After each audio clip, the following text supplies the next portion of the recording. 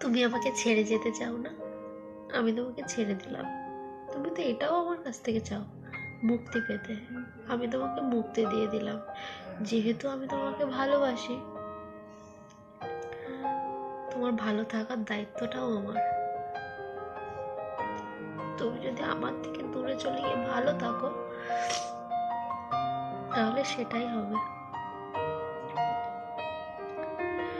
শুধু তোমার কাছে একটাই অনুরোধ, প্লিজ অজুহাত দেখিয়ে যেও না।